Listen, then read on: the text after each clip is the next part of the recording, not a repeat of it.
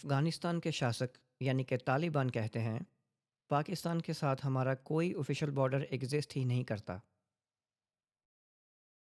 Durand line को वो imaginary line बोलते हैं, जो अंग्रेज़ों ने अपनी मर्ज़ी से खींच दी। और अक्टूबर 2025 की शुरुआत में जो हैवी क्लैशेस हुए, उन्होंने इस इमेजिनरी लाइन को खूनी सच्चाई बना दिया। सीज़ फायर अनाउंस हुआ, लेकिन अब सीज़ फायर ऑफिशियली टूट गया है और गोलाबारी फिर से शुरू हो गई है। सवाल ये है, ये सब एशिया को कहाँ ले जाएगा और इसमें इंडिया के लिए क्या रिस्क और अपॉर्चुनिटी हो सकते हैं।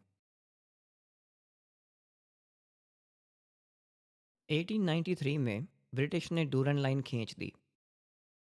अफगानिस्तान पाकिस्तान के बीच एक सीधी लकीर। पश्तून इलाके दो हिस्सों में कट गए। अफगानिस्तान आज तक इस लाइन को नहीं मानता। और दूसरी तरफ पाकिस्तान के लिए ये इंटरनेशनल बॉर्डर है।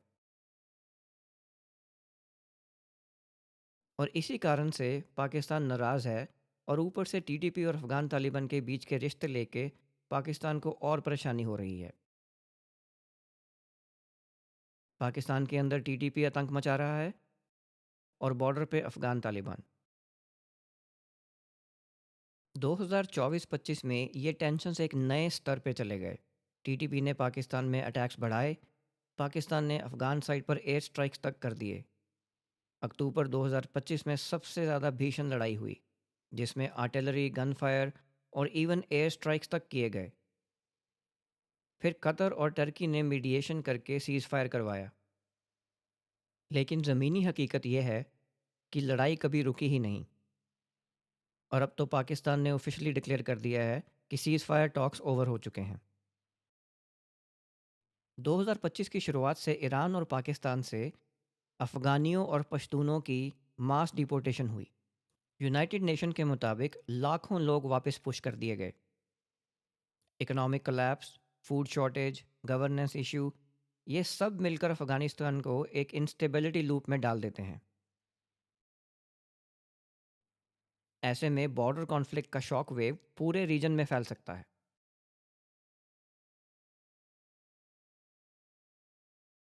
तालिबान खुद को पाकिस्तान के अंदर हो रही एक्टिविटी में दोषी नहीं मानता और वो इसका ब्लेम टीटीपी पे डालते हैं। और तालिबान हमेशा कहता रहा है कि ये पाकिस्तान की इंटरनल प्रॉब्लम है। और पाकिस्तान हमेशा कहता रहा है कि अफ़गानिस्तान में टीटीपी की ट्रेनिंग, वेपन्स, सेफ हेवन्स, इस सब पे कोई रोक टोक नहीं है। पाकिस्तान के मुताबिक ये सब क्रॉस बॉर्डर टेरर को फ्यूल करता है। अब हाल ये है कि पाकिस्तान और अफ़गानिस्तान फिर से एक दूसरे के आमने सामने आके खड़े हो गए हैं।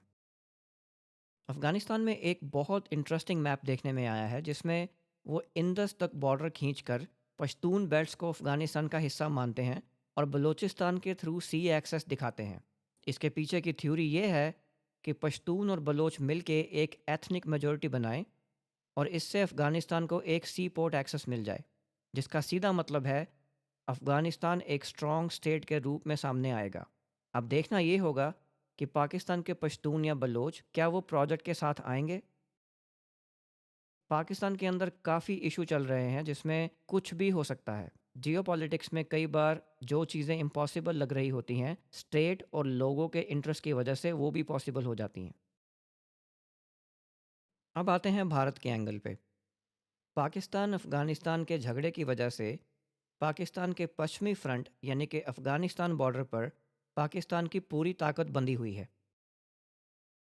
इससे भारत को डेटरेंस बैलेंस में एक आराम से सोच विचार करके कदम उठाने का टाइम मिल सकता है।